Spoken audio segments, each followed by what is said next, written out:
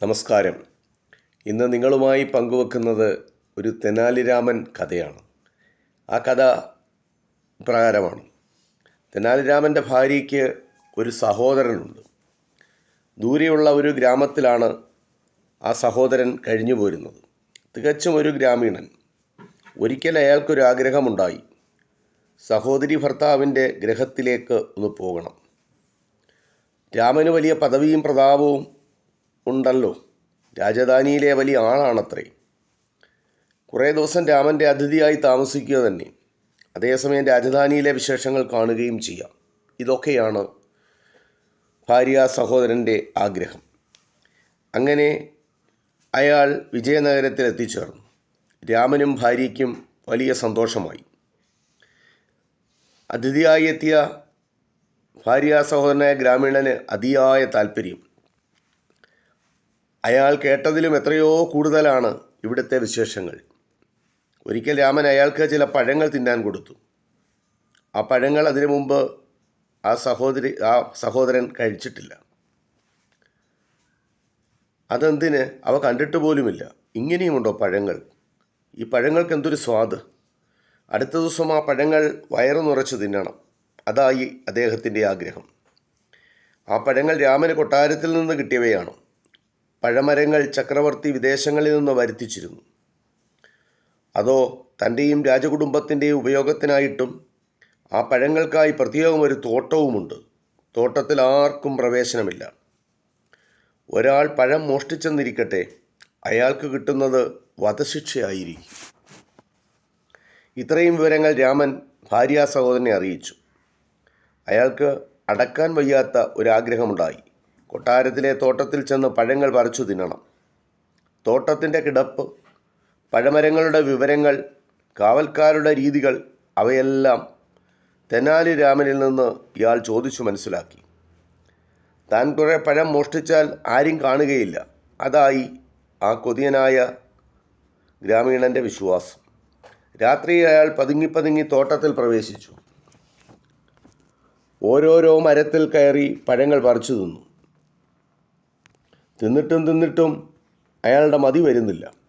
അയാൾ വീണ്ടും തിന്നു. ആർത്തി എന്ന് പറഞ്ഞാൽ പോരാ, അത്യാർത്തി. ഇടയ്ക്കിടയ്ക്ക് ഹാ ഹാ എന്ന് പറയുന്നുമുണ്ട്. ചവയ്ക്കുന്നതിൻ്റെ ശബ്ദം ഒന്ന് വേറെയും. കാവൽക്കാർ വന്നെത്തിയതിൽ പിന്നെ അത്ഭുതപ്പെടാനുണ്ടോ? അവർ അലറി വിളിച്ചു പറഞ്ഞു, "ഇറങ്ങടാ കള്ള, കള്ള താഴെ ഇറങ്ങടാ" എന്ന് കൊട്ടാരത്തിലെ ഭടന്മാർ ആജ്ഞാപിച്ചു. ഗ്രാമീണൻ തീറ്റി മതിയാക്കി നിലത്തിറങ്ങി. കാവൽക്കാർ രാവിലെ കള്ളനെ ചക്രവർത്തിയുടെ മുമ്പിൽ ഹാജരാക്കി. ചക്രവർത്തിക്കാകെ ദേഷ്യമായി. ചക്രവർത്തി അയാൾക്ക് വധശിക്ഷയും നൽകി. ഈ വിവരം തെനാലി രാമനും ഭാര്യയും അറിഞ്ഞു. സഹോദരൻ്റെ ദുർവിധി തെനാലി രാമൻ്റെ ഭാര്യയെ അത്യധികമായി ദുഃഖിപ്പിച്ചു. ആ സ്ത്രീ കിടന്ന് മുറവിളി കൂട്ടി. വല്ലവിധവും അയാളെ രക്ഷപ്പെടുത്തണം. അവൾ തെനാലി രാമൻ്റെ കാല് പിടിച്ച് യാചിച്ചു. രാമൻ ചിലതെല്ലാം നിശ്ചയിച്ചു. എന്നിട്ട് ഉടനെ തന്നെ കൊട്ടാരത്തിലെത്തി. ചക്രവർത്തിയെ ചെന്ന് കണ്ടപ്പോൾ ചക്രവർത്തി ഉടൻ പറഞ്ഞ മറുപടി ഇതാണ്: "രാമ, നിങ്ങളിപ്പോൾ വന്നത് എന്തിനാണെന്ന് എനിക്ക് നല്ലതുപോലെ അറിയാം. നിങ്ങളുടെ ഭാര്യ സഹോദരൻ്റെ കാര്യത്തിനാണ് വന്നിരിക്കുന്നത്, അല്ലേ? ഞാനൊന്ന് തീർത്തു പറയാം. ഞാൻ നിങ്ങളുടെ അപേക്ഷ അനുസരിക്കുകയില്ല. അക്കാര്യം ഞാനിതാ ശപഥം ചെയ്യുന്നു." ചക്രവർത്തി രാമനോടായിട്ട് പറഞ്ഞു. "ഞാനൊന്ന് തീർത്തു പറയാം. ഞാൻ നിങ്ങളുടെ അപേക്ഷ അനുസരിക്കുകയില്ല. അക്കാര്യം ഞാനിതാ ശപഥം ചെയ്യുന്നു." ചക്രവർത്തി പറഞ്ഞ കാര്യമാണിത്. രാമന് നല്ലൊരു പഴുത് കിട്ടി. "തിരുമേനി, എൻ്റെ അപേക്ഷ അവിടുന്ന് സ്വീകരിക്കില്ല എന്നാണ് അവിടുത്തെ ശപഥം. ആ ശപഥം അങ്ങ് പാലിക്കുമെന്ന് എനിക്ക് നല്ല ഉറപ്പുണ്ട്. വാക്കിന് വിലയില്ലാത്തവൻ എന്ന ദുഷ്കീർത്തി തീർച്ചയായും അവിടുന്ന് ആഗ്രഹിക്കുകയില്ല.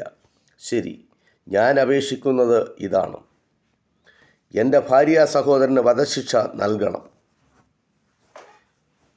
ചക്രവർത്തി ആകെ കുടുക്കിൽപ്പെട്ടുപോയി. ഗ്രാമീണന് വധശിക്ഷ നൽകിയാലോ രാമൻ്റെ അപേക്ഷ സ്വീകരിച്ചു എന്ന് വരും. സ്വീകരിക്കില്ല എന്ന ശപഥവും ചെയ്തുപോയി. ആ സ്ഥിതിക്ക് അദ്ദേഹത്തിന് ഒരു വഴിയേ ഉണ്ടായിരുന്നുള്ളൂ: കുറ്റവാളിയെ വെറുതെ വിടുക.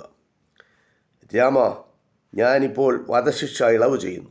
പക്ഷെ ഒരു കാര്യം, നിങ്ങൾ നിങ്ങളുടെ ഭാര്യ സഹോദരനെ പറഞ്ഞയച്ചേക്കണം. അയാൾ ഇനി രാജധാനിയിൽ നിന്നുകൂടാ. ചക്രവർത്തി തീർത്തു പറഞ്ഞു. രാമൻ വാസ്തവസ്ഥിതി അറിയിച്ചു. തിരുമേനി, അയാൾ വല്ലാതെ പേടിച്ചു പോയിരിക്കുന്നു. ഇവിടെ നിൽക്കണമെന്നും കാല് പിടിച്ചപേക്ഷിച്ചാലും ശരി, അയാൾ തീർച്ചയായും കടന്നുകളയും. രാമൻ പറഞ്ഞ വളരെ ശരിയാണ്. വധശിക്ഷ ഇളവ് ചെയ്ത തെനാലി രാമൻ്റെ ഭാര്യ സഹോദരൻ ഉടനെ തന്നെ അവിടെ നിന്നും തൻ്റെ ഗ്രാമത്തിലേക്ക് കടന്നു കളഞ്ഞു. ഈ കഥ ഇത്രമാത്രം. നന്ദി, നമസ്കാരം.